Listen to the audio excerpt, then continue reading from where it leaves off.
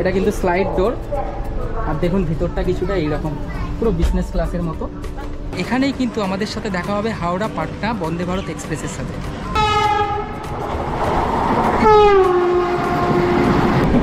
Hello, Puri সবজি।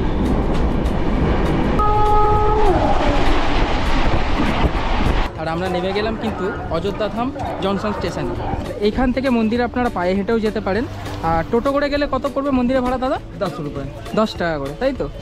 দলে দলে মানুষ কিন্তু এইখান থেকে রামলালার দর্শন করার জন্য ভিতরে যাচ্ছে। রুমটা একটু আপনাদেরকে দেখিয়ে দিই।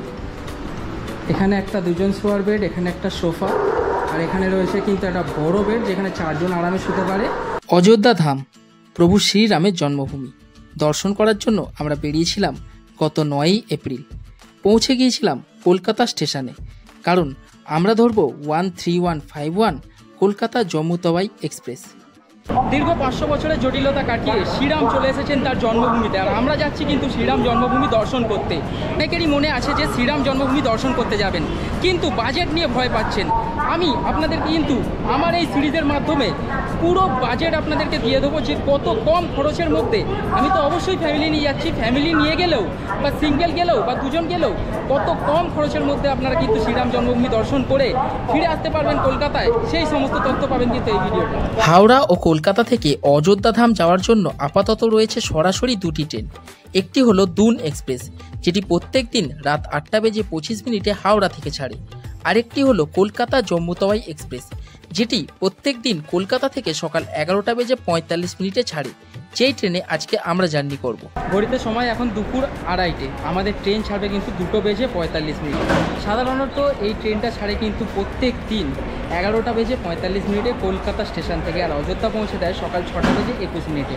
আজকে সকালে একটা SMS আসে রেলের পক্ষ থেকে, আর যে 3 ঘন্টা ট্রেনটাকে রিশেডিউল করা হয়েছে, কখন অযোধ্যা পৌঁছায় সেটা দেখা। এই কলকাতা জম্মু তাওয়াই এক্সপ্রেসে কামরা রয়েছে 3টি জেনারেল, 8টি স্লিপার, একটি 3 টায়ার ইকোনমি, 5টি 3 টায়ার এসি, একটি 2 টায়ার এসি এবং একটি প্যান্ট্রি কার। এটা হচ্ছে 3 টায়ার ইকোনমি ক্লাস। চলুন সিটিং অ্যারেঞ্জমেন্টটা আপনাদেরকে একটুখানি দেখিয়ে দিই, আর ভিতরটাও একটুখানি দেখিয়ে দিই আপনাদেরকে। এটা কিন্তু স্লাইড ডোর, আর দেখুন ভিতরটা কিছুটা এইরকম, পুরো বিজনেস ক্লাসের মতো। আর এখানেও রয়েছে কিন্তু লোয়ার মিডল আপার। দেখুন এখানে কিন্তু একটা আয়না দেওয়া রয়েছে, চার্জিং প্লাগ পয়েন্ট দুদিকে রয়েছে, বেশ ভালো, যেহেতু নতুন কোচ এগুলো। আর এইদিকে তো সাইড লোয়ার সাইড আপার রয়েছে। দেখুন ইকোনমি ক্লাসেও কিন্তু পিলো, কম্বল, অর্থাৎ বেড করার জন্য যে সমস্ত জিনিস দরকার সেই সমস্ত জিনিস কিন্তু দিয়ে দেবে, দেখতে পাচ্ছি, আর যথেষ্ট পরিষ্কার। তো এই ট্রেনের 3 টায়ার এসিটাও একটু আপনাদেরকে দেখিয়ে দিই, চলুন। এটা কিন্তু এইভাবে ওপেন হয়,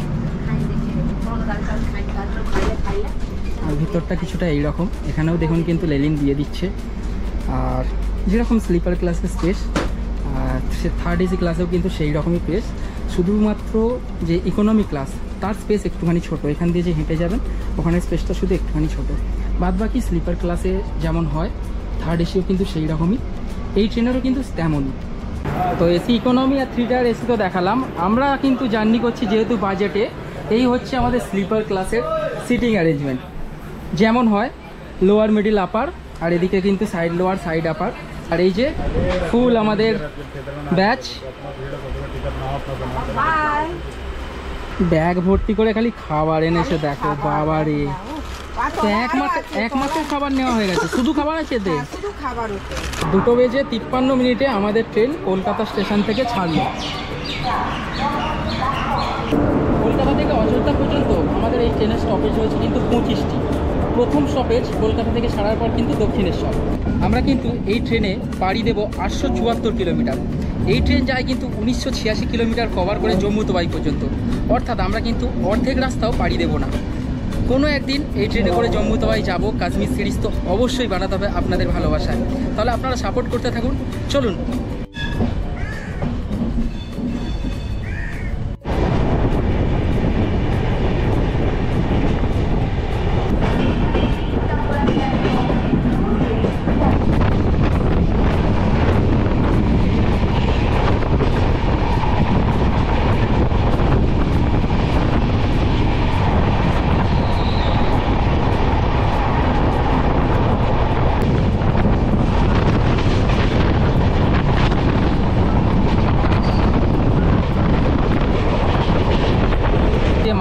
দক্ষিণেশ্বর কালীর মন্দির।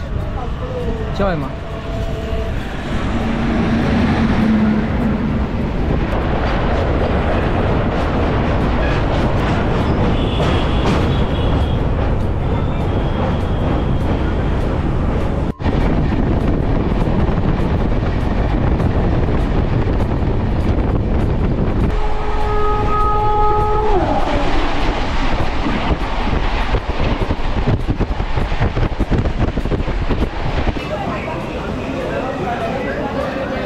কলকাতা থেকে 98 কিলোমিটার জার্নি কমপ্লিট করে আমরা চলে এসেছি কিন্তু বর্ধমানে। এই বর্ধমান স্টেশনের 1 নম্বর প্ল্যাটফর্মে কিন্তু প্রবেশ করেছে আমাদের ট্রেন।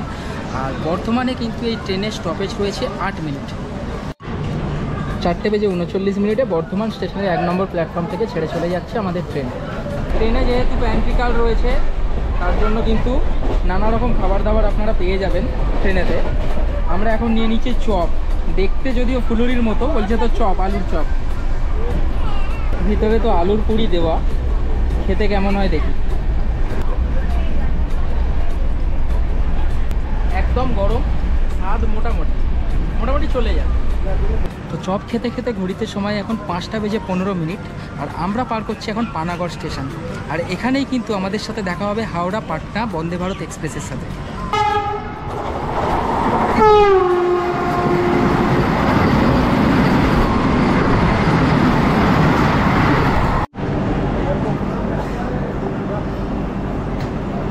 ঘুরতে সময় রাত 8:05 আর আমরা চলে এলাম ধানবাদ স্টেশনের 2 নম্বর প্ল্যাটফর্মে। আমাদের ট্রেন কলকাতা থেকে তো আজকে 3 ঘন্টা লেটে ছেড়েই ছিল, আপাতত এখন 3 ঘন্টা 10 মিনিট লেটে ট্রেন চলছে। ধানবাদ স্টেশনের 2 নম্বর প্ল্যাটফর্মটা কিছুটা এইরকম।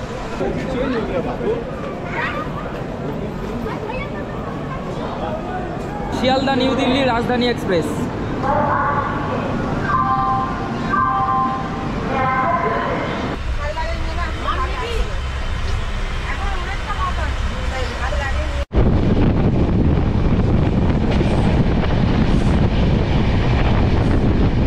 নমস্কার সবাইকে, শুভ সকাল।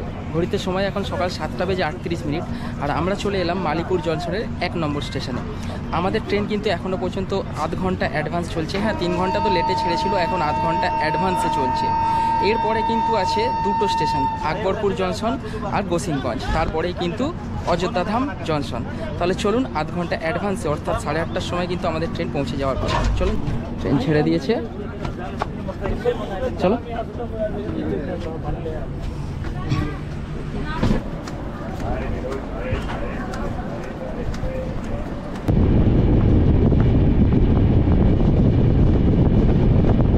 কি আছে দাদা? पूरी सब्जी है, ब्रेड आमलेट। पूरी सब्जी, ब्रेड आमलेट। हाँ, सब 50 টাকা। দাও पूरी सब्जी दादा। हेलो, पूरी सब्जी। हमन के अंदर आउट जा ही नहीं।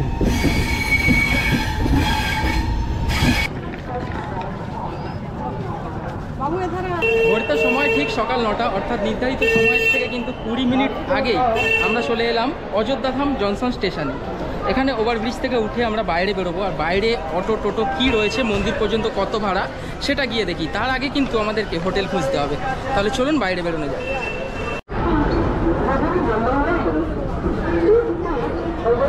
বাহ, স্টেশনের ওপরে করিডোরটা বেশ দারুণ। প্রচুর মানুষ বসে এখানে অপেক্ষা করতে পারেন। দারুণ, এখানটা কিন্তু দারুণ। যারা হোটেল নেবেন না তাদের জন্য দেখুন ক্লক রুমও অ্যাভেলেবেল রয়েছে। আর নাম্বারটা হচ্ছে এইটা। চলুন আমরা নিচে নামি। তো ট্রেন আপনাদের যেখানেই নামাক না কেন, আপনাদের কিন্তু বাইরে বেরোতে হবে 1 নম্বর প্ল্যাটফর্ম থেকে। এটা হচ্ছে 1 নম্বর প্ল্যাটফর্ম, আর আমরা এইখান থেকে বাইরে বেরোবো।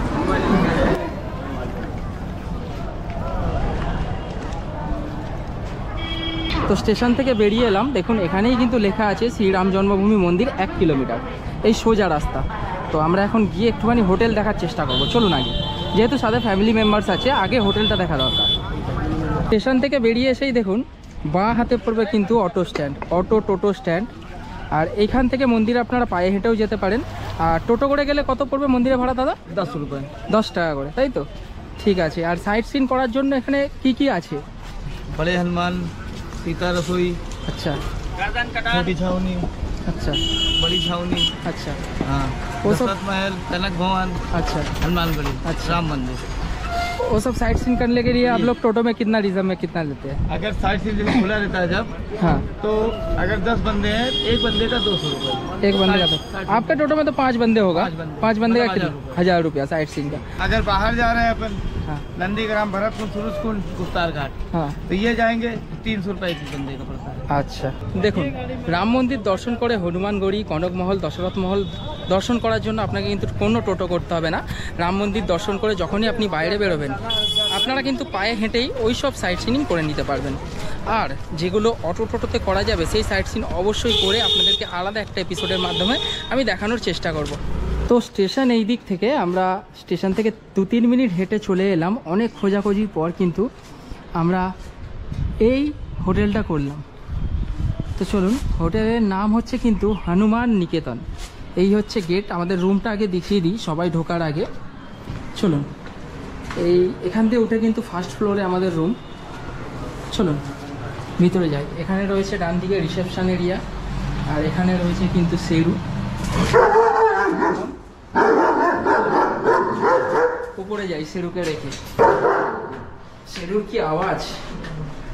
ফার্স্ট ফ্লোরেই আমাদের রুম রয়েছে, যথেষ্ট পরিষ্কার ঝকঝকে। অনেক দেখার পরে আমাদের কিন্তু এটা পছন্দ হয়েছে। তো এই হচ্ছে ভেতরে আমাদের নেওয়া হয়েছে 01 আর 101।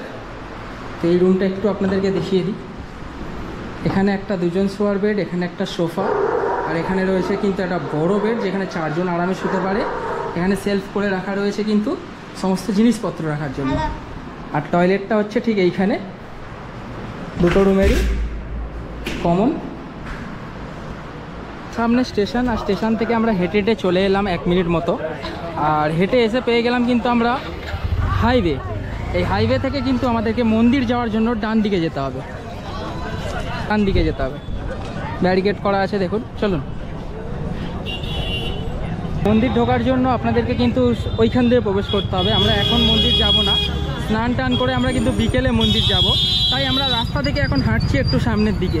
চলুন, দেখুন দলে দলে মানুষ কিন্তু এইখান থেকে রামলালার দর্শন করার জন্য ভিতরে যাচ্ছে।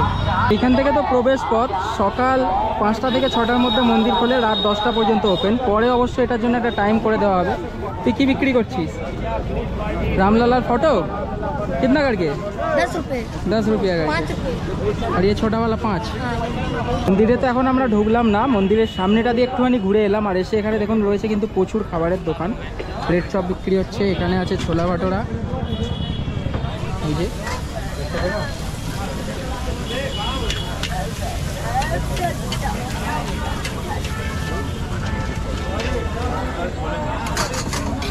এগুলো হচ্ছে 30 টাকা প্লেট।